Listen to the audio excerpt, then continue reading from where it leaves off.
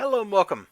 I'm your host Elizibar, and I'm not really sure what I was expecting with Seicho 66. I hope I'm pronouncing that right. It's hard to know. It is hard to know. Um, I'm not sure what I was expecting here. I mean, if you look at it, you got this cool Ultraman looking thing right here on the cover. Like, you got this Ultraman kind of dude, and he's like kicking this giant lizard monster like upside the back of the head or something. Like, I'm not quite sure what's going on here. Maybe he like did some kind of springy twist around it or something. I mean, come on, it's like Ultraman physics. Like you can defy the laws of reality just by whoosh, and then like suddenly you're doing a spin around or whatever. Because it looks like he's getting ready to kick it in the back, but it looks like that was snapping over here. So he must have like done some kind of jump from over here to over here, and he's. I'm overthinking it, aren't I? I probably am. Yeah, I didn't know what to expect, but boy, I opened it up to this.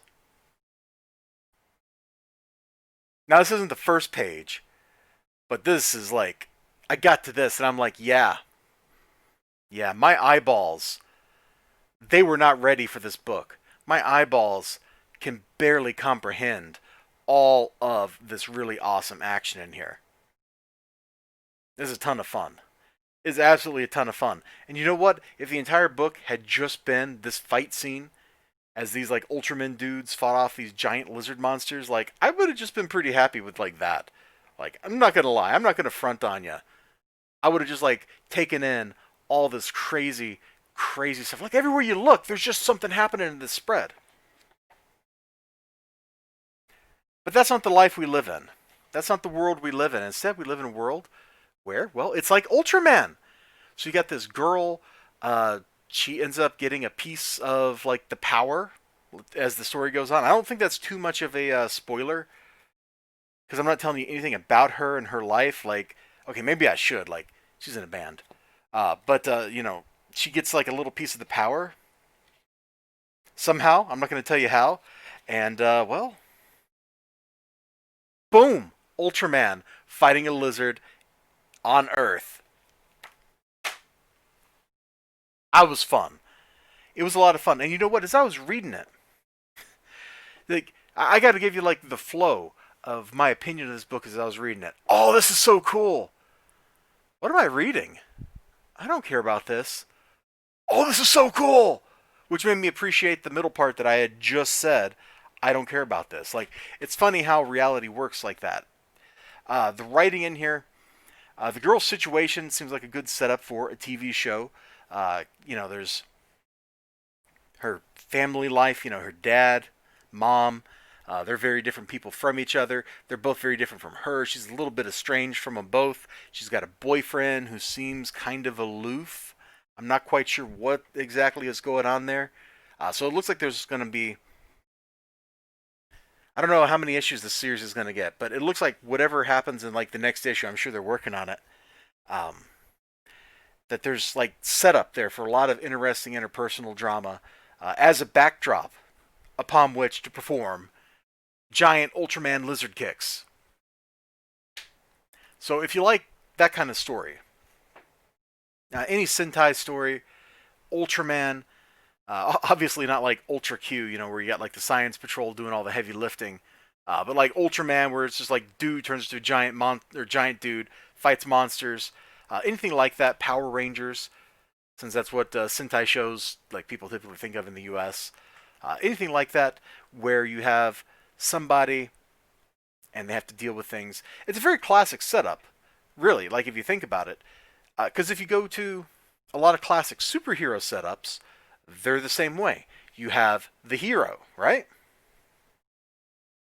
You have the people who are close to the hero.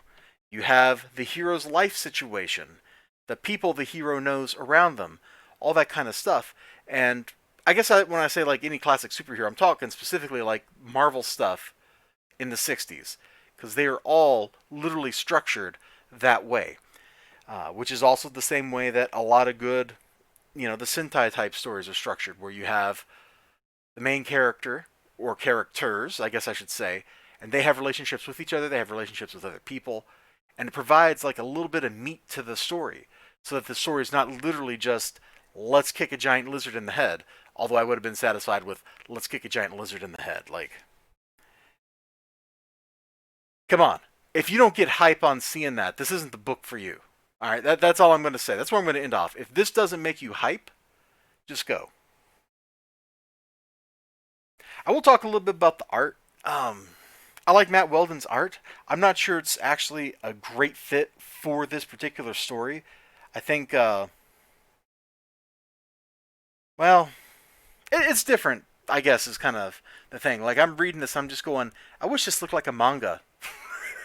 And came in a volume that was about, that thick. Which probably would have taken the same amount of time as Matt Weldon put in drawing the nice looking art in here. He's got a way with hair, by the way. I love the way he draws hair. Let me go, like, here at the club. Like, I love the way he draws hair, man. It just looks good. Look at that. Drummer's hair in motion. It looks like liquid, right? Like, that's kind of how hair is when you're, like, really making it move. It sways and moves like liquid fibers that are, like, tethered to something. He does a great job with that. I kind of was like, oh, man, a manga style might have fit this better. But at the same time, I like the art. Like, I'm not really complaining about the art. Does any of that... I don't even know if that makes sense. I'm going to shut up. You all take care of yourselves. You have a great day, great night, whatever you got going on. I hope to see you again next time. Check this out. I don't know if you go to their website, if you can still order that issue, but number 2 is apparently coming soon to Indiegogo, and it looks like Matt Weldon will be doing the art again, just kind of looking at the cover here, or the back cover. You all take care of yourselves. You have a great day. And I think I've already said my goodbyes once, so I'm just going to stop now. Ciao.